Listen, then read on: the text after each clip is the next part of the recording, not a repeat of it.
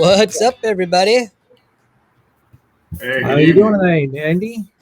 I'm doing outstanding. I'm ready to get educated. You know this right here. These are two legends that we have on tonight. So you're going to have so much education. You're just going to you might grow some hair tonight. Actually, Highly doubt. For what it's worth, I'm a legend in my own mind, so I'm in good company. so For I sure. want to thank everyone for coming on tonight. Rene Manfre, What's Your Passion podcast.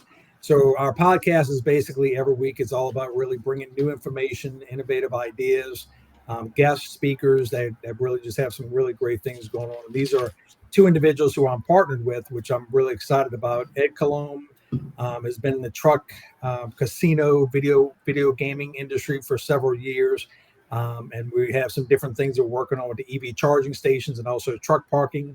And we partnered with the gentleman, Jim Coffren. Jim Coffren's, just been in the industry for over 40 years, a veteran in the transportation industry and visionary of leveraging technology to produce analytical management systems. And I can go on, but we're going to let Jim kind of share with you his expertise.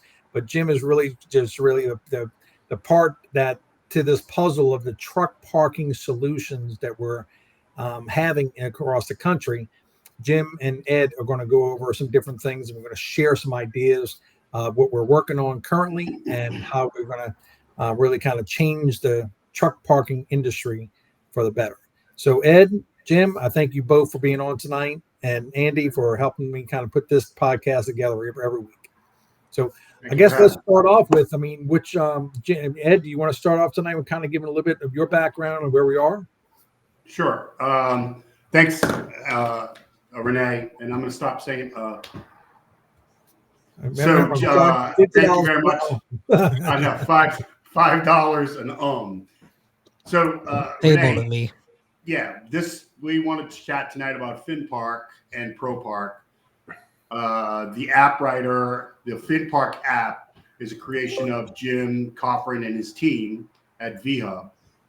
And so we are utilizing the FinPark app across the country to mobilize trucks into spaces at truck stops. So the overall theory is we're sort of like Expedia for truck drivers.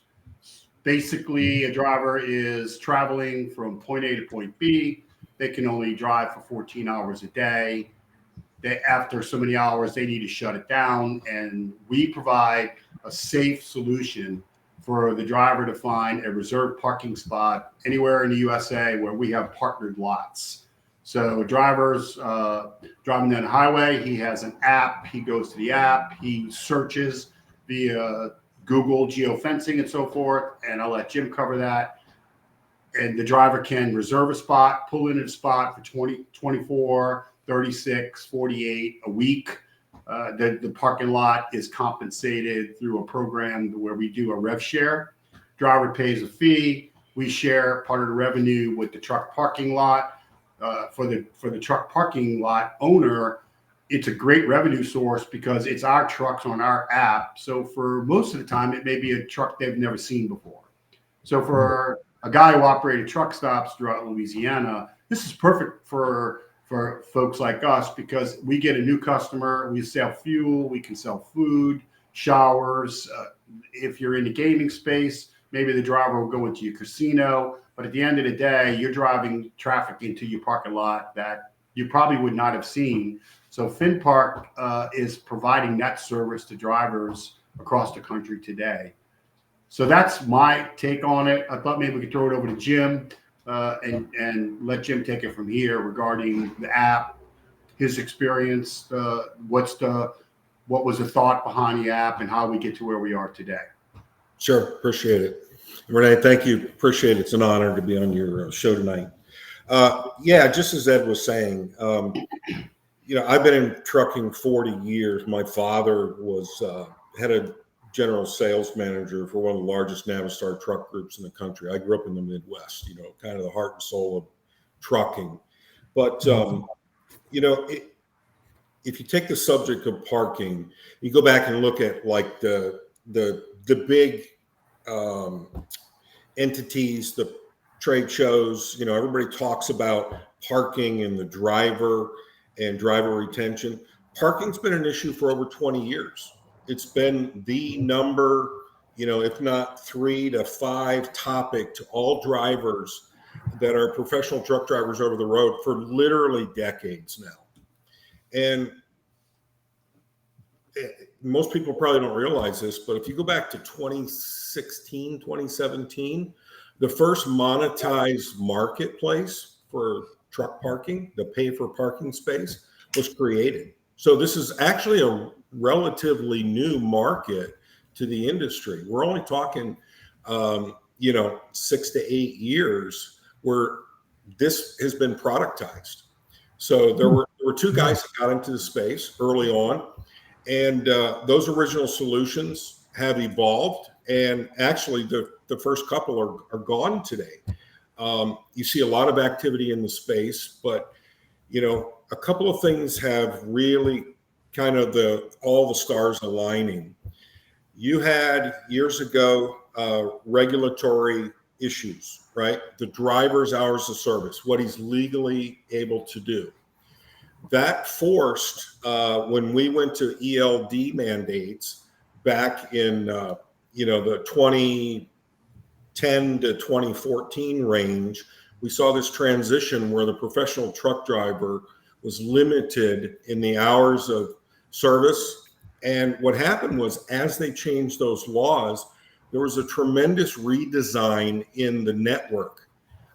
If you look at where distribution centers, right, where our goods and services that we get are distributed from, those nodes, that industry network has been constantly re-engineered.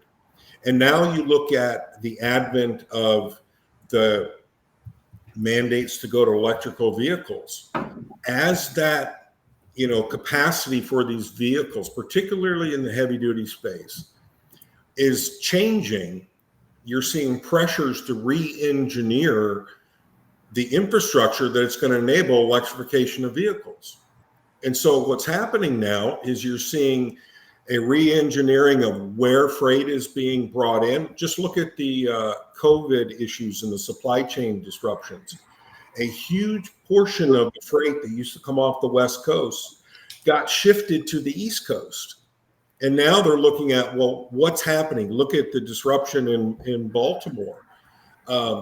As the just immense amount of products and services that come from other countries, that come from China and come into the United States, the truck, is, we say 95% of everything you touch, everything you consume is on a truck at some point. But what's happening is how those trucks operate and where they're operating, where those drivers need to find parking is evolving every day. And now with the electrification, and you look at where do you put a charging station, right? Where do you build out this network?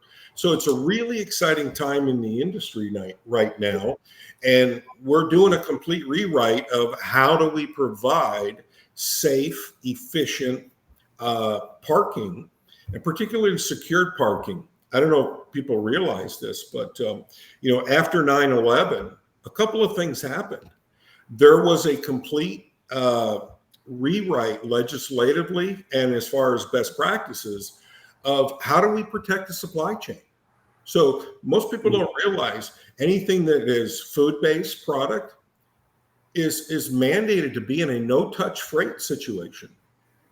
And so the driver and the professional driver that's out there, how they run their business is changing every day.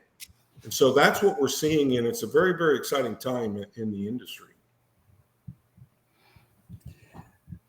Andy, do you have one of the slides that can kind of bring up what the FinPark app looks like? Yes, sir.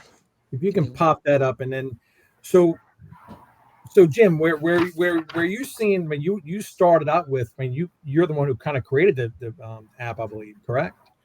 Yeah, I was actually an alpha customer of a couple of the folks that started the business, and then we started about a year ago. And we did a complete 2.0 rewrite. So this is a ground up complete rebuild, and it's basically a complete ERP system. But yes, I'm the chief architect of the product. And when based off of what my understanding is with Ed, since I've been working with y'all on this project, is that y'all have locations that are gas stations across the country, or truck stops that basically have spaces. And when y'all created this app, is basically an opportunity where you can go to that location and say, okay, if we can reserve a couple of spots, our drivers don't know where your gas station is or your location.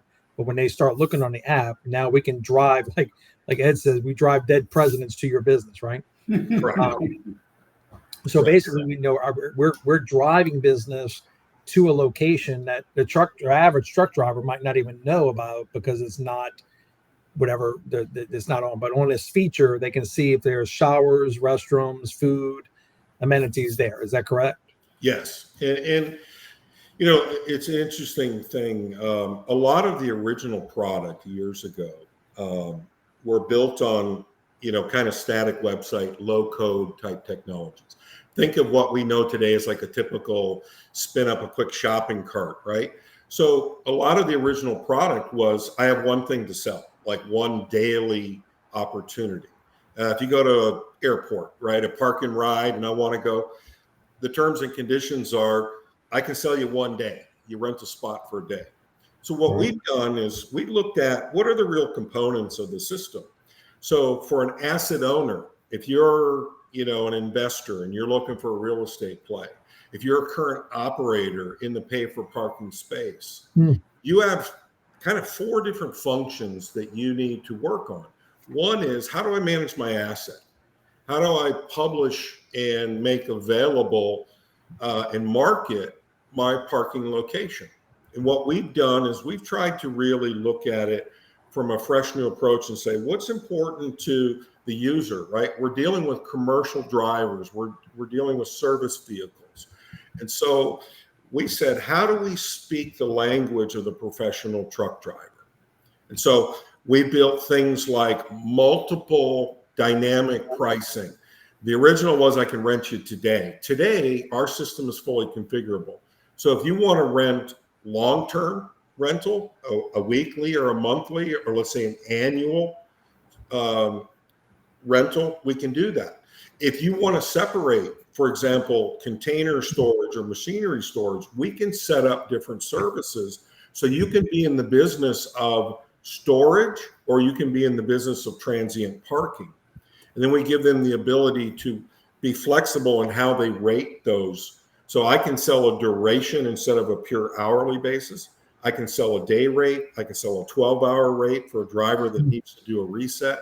I can sell a 36-hour duration for a driver that needs to do what we call a reset. So that's really what we try to do. And then, as you said, we brought in things like amenities. So, in most navigation apps today, I can search by proximity, or I can search by look along the route. And we even brought in things, for example, like how many hours of drive time do I still have? If a driver has the ability to legally drive 11 hours today, where is he right now and where is he going? And we built search algorithms to allow that driver to say, I'm going from Dallas to Houston. How far can I get along that route? We even give them the ability to say, by the way, I want to fuel before I park. So let me back up the time to fuel, and I can still extend my route as far as possible and then find the optimal place to park. And I know Ed uses Expedia for truck parking. I consider it kind of like an Airbnb for truck parking. Yeah. Right. I mean, it's kind of like you know where you're going and you're going in that direction. And that's the way I kind of look at it. It is very, very exciting. It's like an Airbnb for truck parkers. And as Ed was mentioning, some of the other things we really thought about is we knew that for operators, a lot of folks, again, there's institutional investors, there's private equity today that are looking for long-term real estate plays. And they say, but I don't know trucking, and I don't want to deal with the business of parking. So we build essentially a complete ERP system. The other components, we can list those assets, we can rate them, but then we have a complete reservation management system. A lot of the folks in the industry, they have apps, but we consider them glorified phone books. Mm-hmm. So I can tell you where a spot is. Our system is completely integrated. So we do all the billing and the collection, and then we also do the remittance back to the operator in a seamless system, 100% transparent, every single transaction to the penny, down to we integrated Avalara tax services, so that every single retail sale that we make, we know that we're not going to get into sales tax audit problems down the road. So it's really a well thought out, robust product built on a marketplace app that is the leading technology of today. You know, we could run a U-Haul system, we could run a Grubhub, we could run a Yelp on the framework, but it's modern day technology, but built for the business of running paid for parking for the transportation and logistics industry. Wow. Rene, on the issue that Jim brought up of lots and real estate play, that's a big part of what our ultimate, when you think about ProPark, powered by FinPark, we see this as an effort where we work to build a parking lot inventory as we know it currently with existing facilities that are truck stops and so forth. But moreover, as Jim was saying, there's a huge play right now on the real estate side on developing lots. There is a shortage of parking, safe, secure parking throughout the country. And so this is a part of what we think about on a daily basis is not only are we driving the retail side of the marketplace with parking lots and then the other side with truck drivers, but moreover, we're consistently and constantly looking for real estate plays because you can have a long-term play on real estate, which is a very easy construction process. It's a parking lot, it's fencing, it's a modular shower building, 2,000 square feet, you know, a gated system. So this is a burgeoning market, and we feel that the FinPark app is heads and shoulders and heads above what the competition is currently, because of the aspects of amenities. You know, drivers that pull in a parking lot, they may need to go to CVS. This app allows the parking lot owner, the truck stop owner, to populate into his profile, he or she's profile, meaning the truck stop profile, what's close to them, what images. So when a driver pulls up, they see an image of the truck stop. So they already visually oriented to the location. Not only are they following a map, of course, right, but they see it. And this is a very, especially at night when you're approaching into a place, this is a good feature where you can have these amenities put into a profile. Yeah, you don't think of things like, you know, the driver, some drivers are out 6-8 weeks at a time. And so they never get back the hour they can't drive. So legally, they will never, you and I, we can miss a paycheck, take a day off, and we will never miss the opportunity to go make it up, an extra project, overtime. A driver can never make up the paycheck they miss. So planning and optimization of their route and how they actually run their business is really important. A couple other things that are just seem novel, but things like, you know, because some of the original frameworks only rented for a day at a time, you have a moral and ethical dilemma. Driver, as soon as he starts driving, he's automatically starting his clock for the next day. And so what if his load that he's planned on at 10 o'clock in the morning is not ready? So he has to make an ethical decision. Do I rent for a whole nother day, or do I stick around and see if somebody kicks me out? So we did things like being able to give the driver the ability to extend an appointment for a few hours and giving the owner the flexibility to configure how they want to do business. You know, real simple things, but there's so many aspects. The driver that needs to stop by a post office, he needs to get a prescription filled, he needs to get his medical DOT redone, his, you know, physical exam. Maybe he needs to run by in a bank or something. So we give the operator the ability to promote what really is the context that driver is going to be parking in. What can they do? Is there a restaurant on site? Can I go have somebody bring me food? Lots of things like that. We focus particularly on high value loads and secured parking because that's a really big deal. Theft and cargo theft is just an enormous issue in the industry. So we give those operators the ability to make a distinguishment. This is a secured facility. It's fully gated. It has controlled access. Others have man guards on site, and if you're running a $5 million load of iPads or phones, and you go to the big expedited guys of the world, they're going to say, if I catch that load outside of a secured facility, your $20 million contract with us is gone. Wow. So we give them the ability to look at how do we integrate with their dispatch software? How do we work with the big brokerage houses with 600,000 loads sitting on a board? And we say, here's how you can match those freight loads with the planned parking. Average driver, we've done some anecdotal studies. If they go to a market where there's not parking, they could travel for an hour looking for a place to park. And so they're losing revenue to the truck. They're losing compliance to their hours. So it's a really big topic for drivers.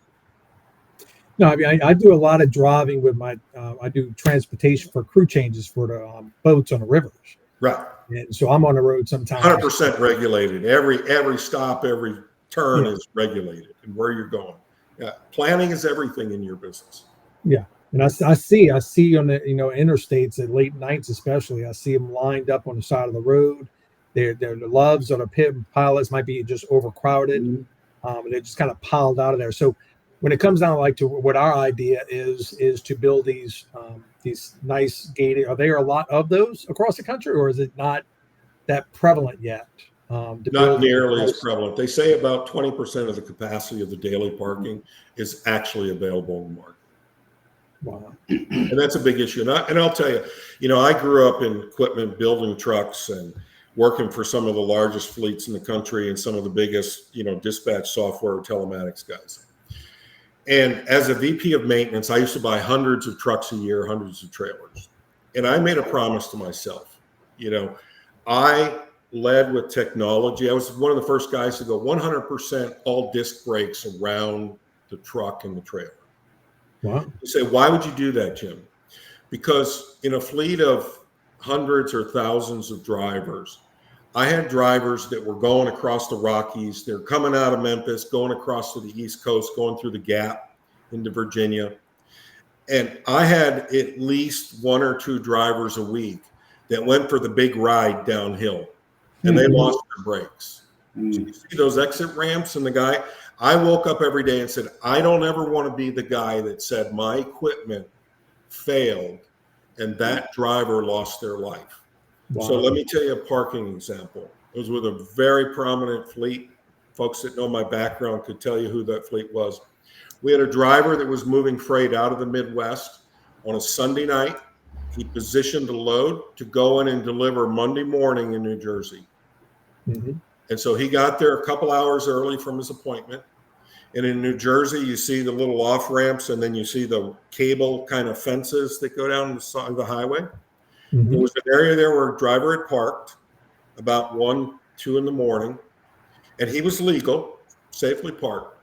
3 in the morning, a drunk driver in a Corvette was coming home from the bar, switched 3 lanes, ended up under the back end of that trailer that was parked. That driver had, I believe it was over 3 million miles, if not 5 million. He had been in the industry, never had an accident. And his trailer was sitting there, and that gentleman that was in that car, drunk, ran underneath that trailer, decapitated himself.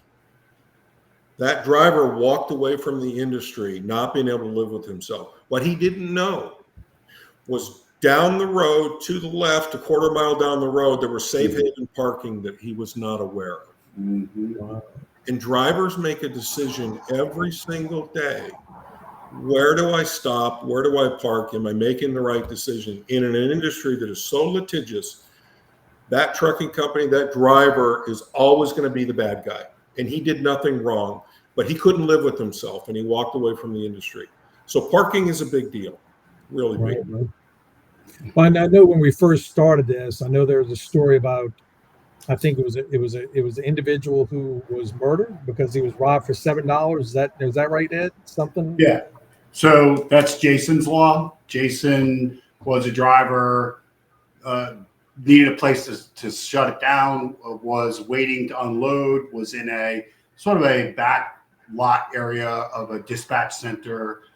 He had gotten back, taken a nap. A vagrant walked by, saw some cash on the dashboard, broke into the cab, ended up killing Jason, and stole $7.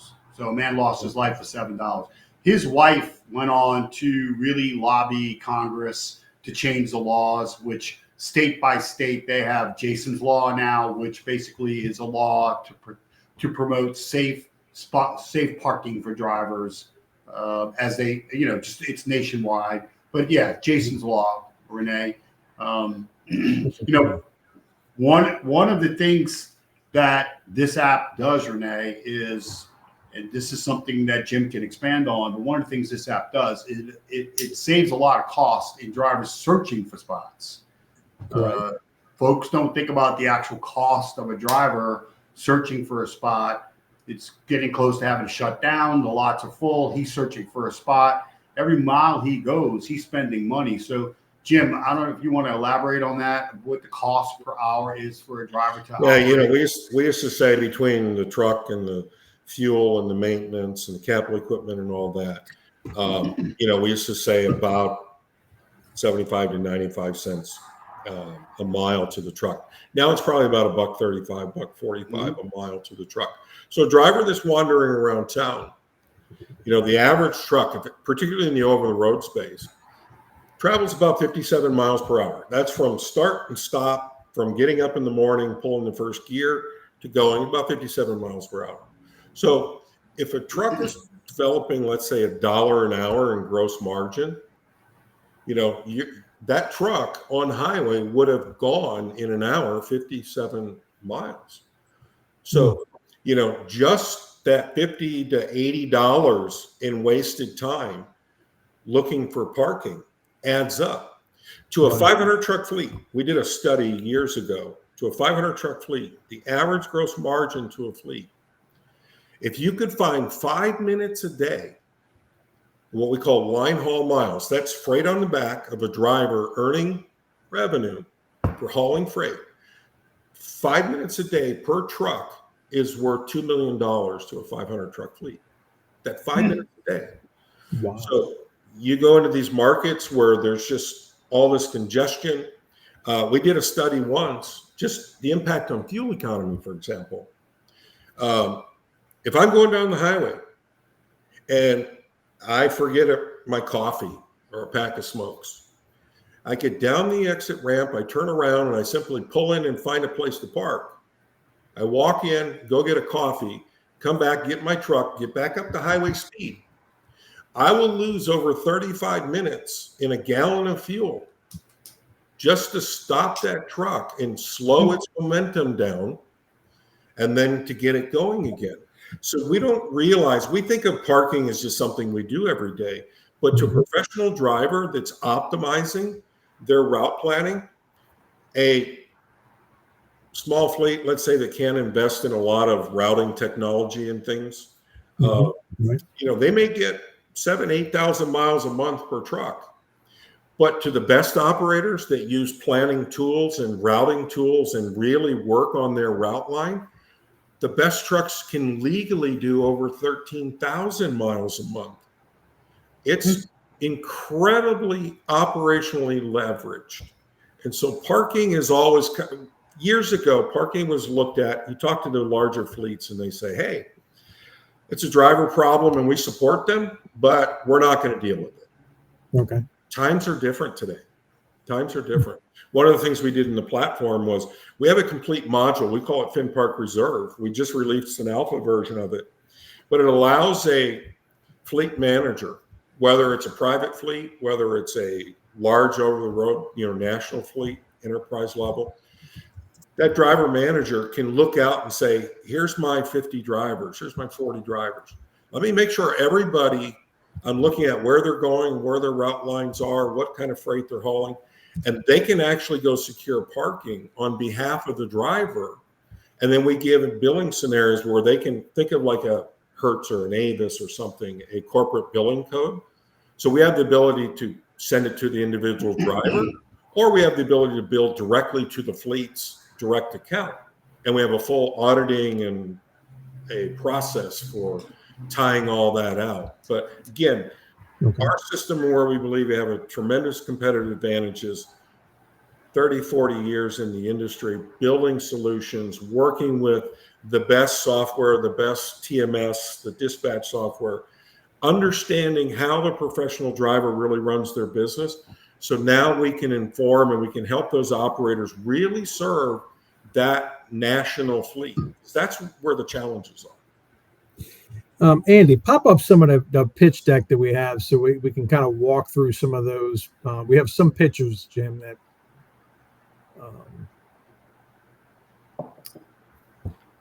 let's see. So basically when you go to which we're in the process of doing ProPark, but so pop up the next picture, Andy. Mm-hmm. So on this one right here, this is basically how many people work in the U.S. trucking industry. 3.5 million Americans make a living as truck drivers. 7 million people employed by the trucking industry. Yep. And so, we're talking about, again, we're focused on that class 6 to 8. But even, for example, for the operators, we have operators that have, small quarter-acre lot, and they want to monetize for white van, service industries, the plumber, a cable company. We often have operators, right now there's a lot of shift coming out of Laredo, and we'll have large fleets that say, look, I got a book of business, and this is a seasonal piece of business. I need to go move 200 trucks into this area. Can you find us weekly or monthly parking for 200 trucks? So sometimes these large fleets will come in and they will buy up all the capacity on these mid to long-term deals. And our system will keep track of those. And if we have the visibility, what transient capacity, we're still booked at transient capacity, but we can also handle the long-term parking as well. And some folks, they have a blended mix. We also can do what we call a generic or a general parking spot. Think of a concert ticket, standing room only, kind of generic seat, or I can do reserved named space, and our system will allow them to configure their spaces either way. Rene, that's one question we get asked a lot as the guys out marketing the app. Yeah. How many parking spots do I need to allocate? If I got 50 parking spots in my lot, which are a lot of Louisiana market is 50 to 100 spots other than the majors, but the mom and pops in the industry, about 50 to 100 spots. So we don't ask anybody to give us all their spots. If they would like to dedicate their lot and run it all through the FinPark app, that's awesome. We love it. But at the end of the day, we could start small, 10, 20 spots. That's how I started when I got involved with an app, the predecessor app to FinPark. We gave 20, 25 spots out the gate out of 125. And as Jim just said, we had long-term parking customers and short-term, and we blended them in our lot.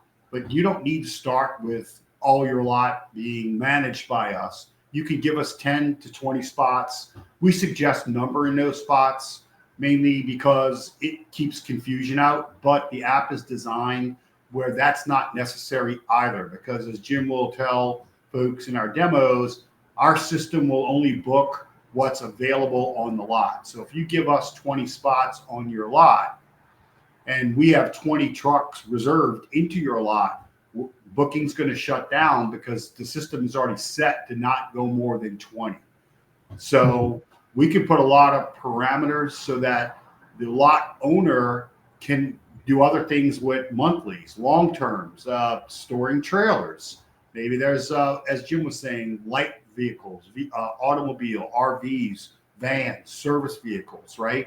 So we can be very flexible on how we approach our customer side in regard to us driving traffic into those lots. So that's a very powerful aspect of what this app will do for the normal truck stop owner or lot owner, for in that way. Yeah, recently we've seen some trends where some institutional investors, really moved into the climate controlled storage space, and they did very well, but they wanted to exit that space. There's a lot of aggregation going on, so they stepped back and they said, "Boy, I've got to start all over." It's the old boat and RV storage, or it's the machinery storage. And so we listened to them and said, we'll build you a configurable system where you can declare the service. Again, storage is different than transient parking. And then we give them the ability to configure those things. We also, which is unique, is we give those operators control in the system. When I design management systems, I believe in what I call the single glass wall of the transaction. What that means is every stakeholder, whether it's an operator, when you look at folks that want to get into the game, some folks are professional operators. That's all they want to do. And they'll control the operating management of the service. Others just want the real estate play. Some want to do all. And so we had to step back and say, you get to choose how you play in the marketplace. And then what do we need to do? So we brought in things like integrations. So we have an API hub. If you have a gate management system, or let's say you have a manual keypad, some folks have a QR code that you scan. Some have a code that they generate per transaction. Others, they refresh the codes once a week. So we built into the system the ability for the operator to run their entire business, load their bank accounts, we'll book all the reservations, we collect all the fees, we do all the reporting, and we deposit checks in the bank. And basically it's hands off. That's our goal, is that we have a fully scalable system that'll help you run your business any way you want to configure it. It truly is. I wasn't thinking about this. It truly really is, from a real estate investor or investment group, it really is a fascinating niche, because I love self storages. We already dealing with our concepts with the EV charging. I see car washes. I'm seeing these things that investors are looking for. That's not so much work behind it, right? So if a truck leaves, you don't have to go back in. Like with Airbnb, you have to have a maintenance crew come in, clean up the bathrooms, replenish a few things. So it really is. It is a good niche, very interesting for real estate investors who are looking at building these. What's it out there? We're looking at 10 acres, about 150 to 200 parking spots for the Pro Park. Is that correct, Ed? Yeah. So our prototype would be 5 to 15 acres, 50 to 150 spots. Real estate is very valuable, and the real estate that we're looking for, as any lot owner would tell you, is going to be location, location, location. So, you don't want your driver to have to go too far off the beaten path to park. Moreover, the lots that we are discussing, our customers are truck stop owners, as our main focus currently for us. But for a group like Pro Park looking to develop truck parking lots, we're not fuel centric, right? So we're sort of fuel agnostic. The minute you put a tank in the ground and you start looking at that, the permitting aspect of that is outrageous, and just environmental constraints are over the top. But when you just pour them out, and look, permitting is permitting, zoning is zoning, right? So I don't want to sound like a fool here, but to park a monolithic pad, put a fence around it, put lumens, drop a little modular building on there. Now you're going to need services, of course, but that's a lot easier than just putting 6 tanks in the ground. I can tell you, you could pour that parking lot, fence it, put lumens, get a building dropped on there, and be in business before you might even get tanks in the ground permitted. And that's my experience from being a truck stop builder for a long time and having a lot of those sort of developments under my belt.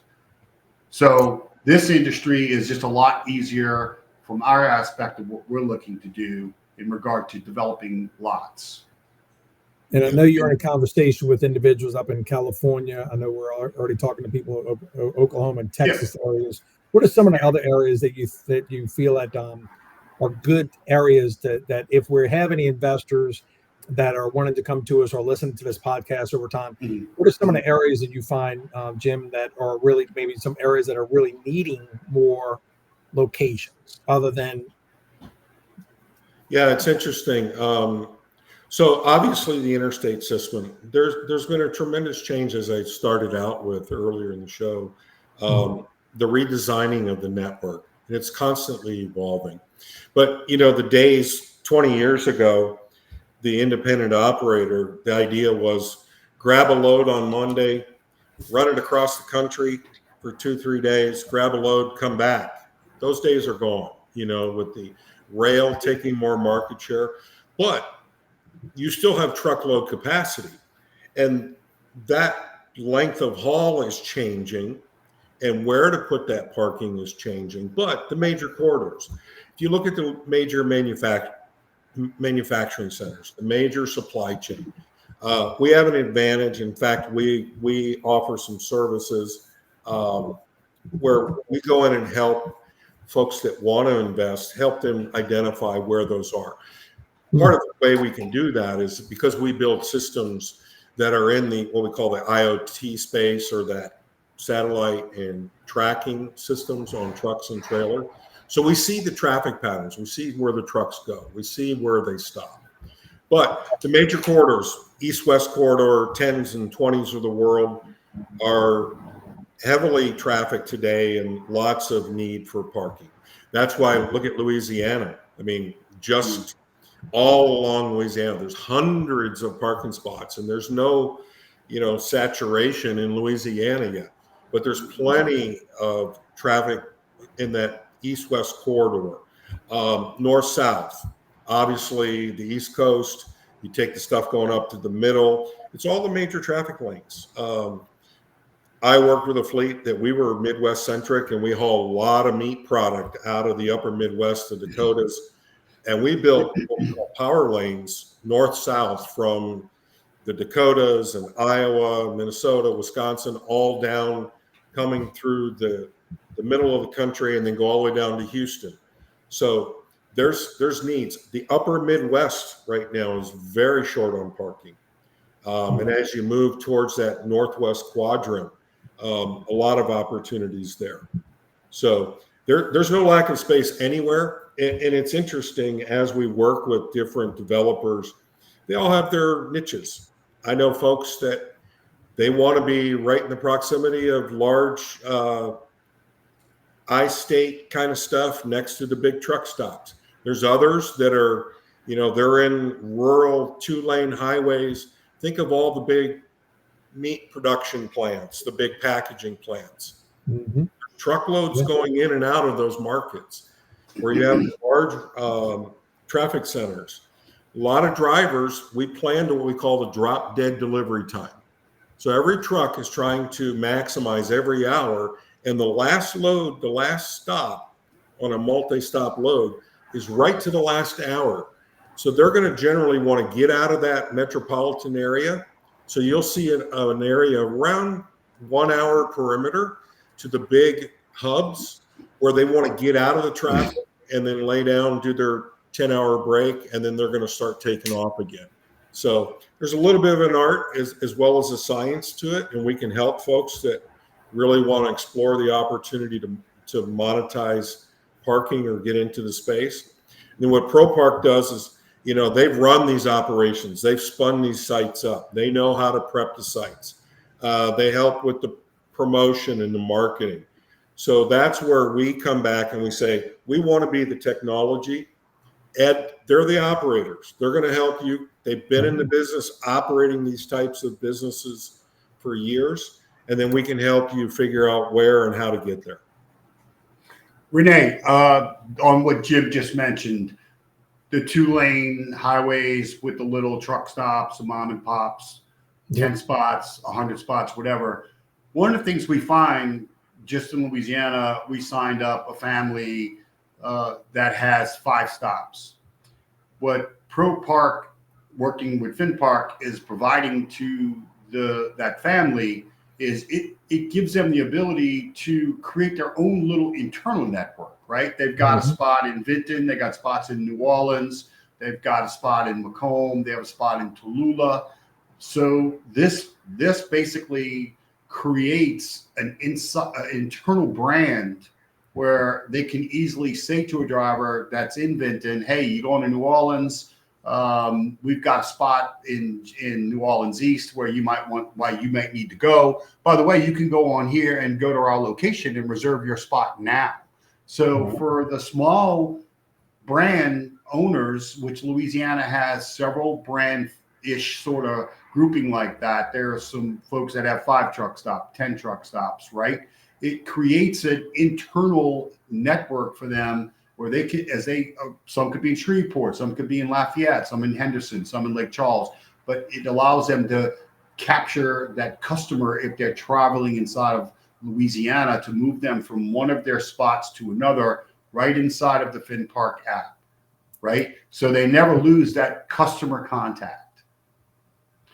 And last thing, without getting too techie on you, just because I'm a tech guy, but you don't think of things like, let's say you have a small family business and they have some capital and they want to get into monetizing some parking. If you look at just the corporate structure, what if they say, their lawyers and their accountants say, hey, I want an LLC for each of those individual parking lots.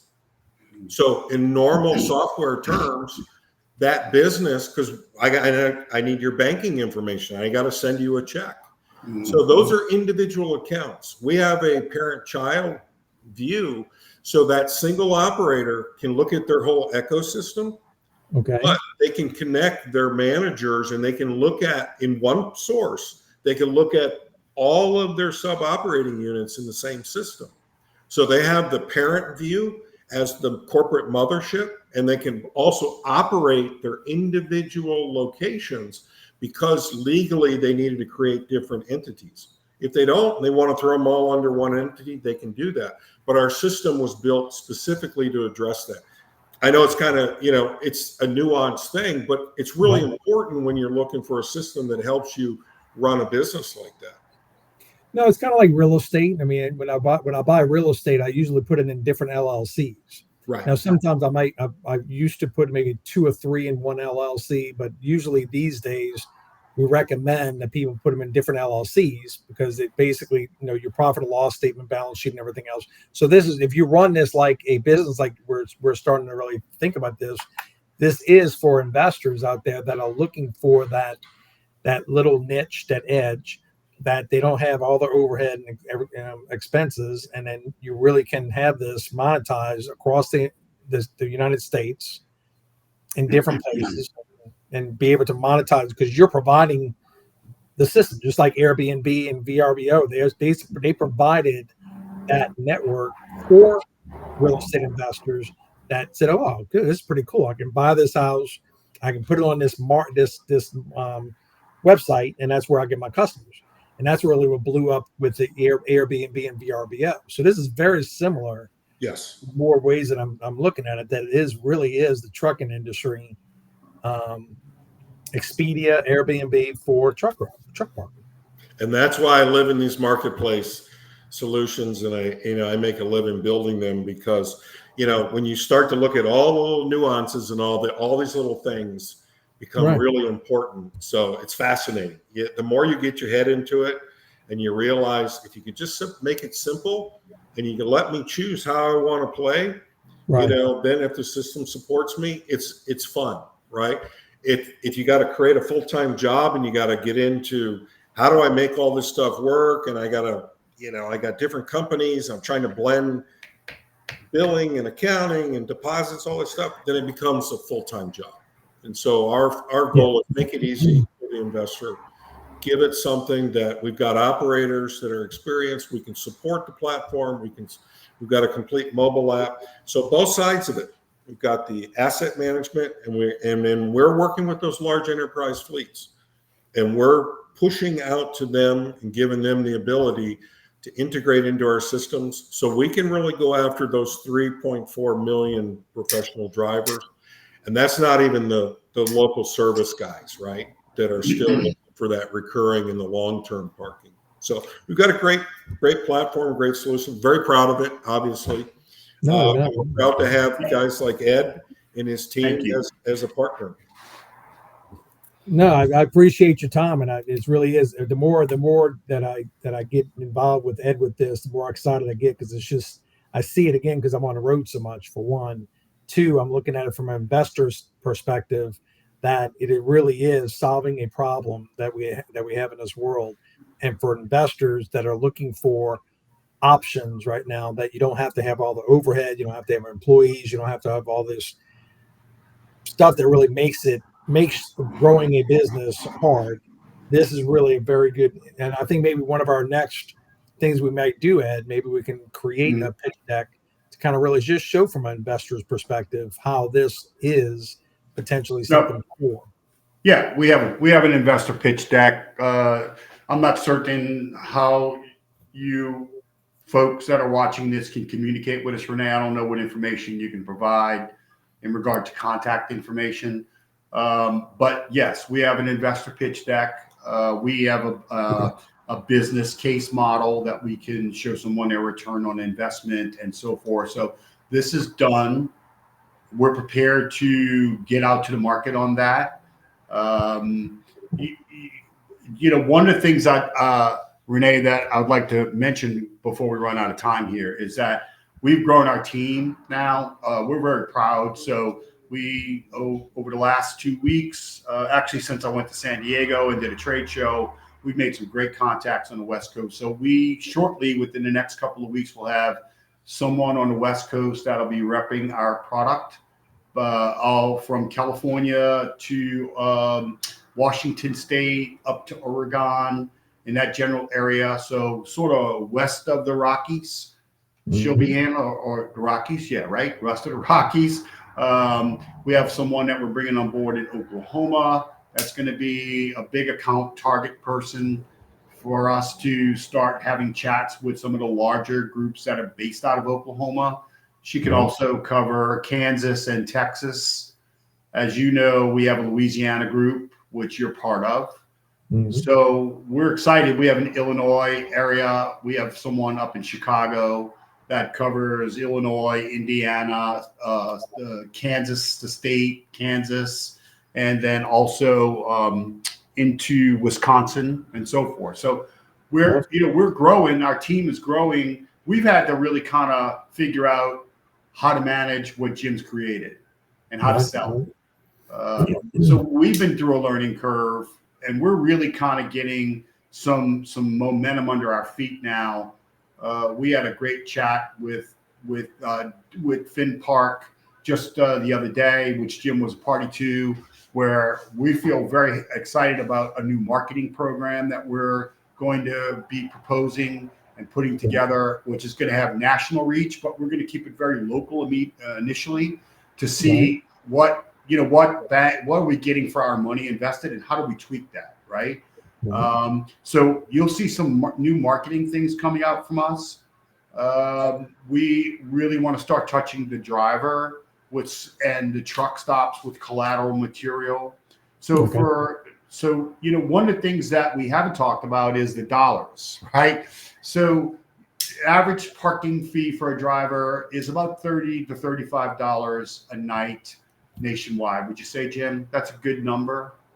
Yeah, I mean, there's some general parking spaces where you can go find a $10 spot in a gravel lot in the middle of nowhere. Yeah. But yeah, on average, it's 25 to 35. Yeah.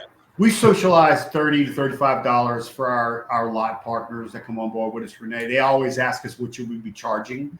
Right. And that's a solid number. I don't think anybody's going to say no to that, considering that a lot of drivers get per diems and they get expense accounts to pay for such things. And as Jim was mentioning, high value loads need to be in secure parking. So asking $30 to $35 for a secure parking spot is not a big ask. Gotcha. We share that revenue with, now remember, these are our drivers that are on our app. So Right. for the truck stop owner, for us to sign them up, 10 spots, 20 spots, 50 spots, whatever, this is an economic opportunity to them because we're taking our drivers that are downloading our app. Correct. And we're driving them into your lot and we're sharing what we're collecting with you. Correct. And so we can discuss with anybody that's interested on the lot side, how they get involved with us and what's our economic plan and our comp plan for them. Right. And a direct Zoom call meeting or a phone call initially. So it's very easy for a parking lot to get involved with us. Okay. It's very easy for a parking lot to get paid. And as Jim can tell you, it's very easy for a truck driver to download the app. That's been made very seamlessly. Jim, so do you want to just chat about how a driver downloads the app real quickly, please? Yeah, the FinPark app, it's available both in iOS and Android. So go to the Google Play Store or go to the Apple Store and just search for FinPark. And we built the app to be driver-centric first. So every driver, when they download the app, you don't have to build usernames and all that stuff. We build it off of the phone number of the mobile phone. So download the app. It's going to ask you to sign up, and it's a basic profile. And you can search, find parking. You'll add a credit card, and driver's in business. They have full access to it, and then we support that with chat, SMS messages to give them reminders and things. They can manage all their reservations, current and future, see their whole history. They also can build a profile, so they can load their truck information when an operator needs to know, what am I coming in with? So very, very easy for the driver. They go to log in, it's one OTP, one-time password. So they just put in a confirmation number and they're in. Perfect. And the app is free. The app is free. The app is free. So I just want to thank both of y'all for coming on tonight and just a wealth of information. It's helped me understand better really the magnitude of really what FinPark and ProPark is doing. And if an individual is interested in reaching out and getting any more information from us, you can reach out to my websites, my YouTube channel, social media, manfreconsulting@gmail.com. Phone number is 504-344-3317. Ed, what email do you want to use for any contact with you? It's real simple. It's Edgar, EDGAR.Colomb, COLOMB, Michael Boy. People confuse the M, they make an N. So it's COLOMB@gmail.com. Okay. Phone number is 504-564-7544. And I'm very prompt on returning calls. Jim's available with us to join on a Zoom demo or a Zoom conference where we can address any questions a prospective lot owner may have or a driver may have. So we're open for business. And I'll put more of that information then down in the subject line, and we'll have more conversations and more podcasts coming up in the future on FinPark and our progress. So I want to thank both of y'all for coming on tonight. I think it was a fantastic opportunity for people to learn more about truck parking and what we're doing. Appreciate it. Thank you, sir. Thank you. Thanks, Rene. Thanks, Jim. Good night, everybody. Good night.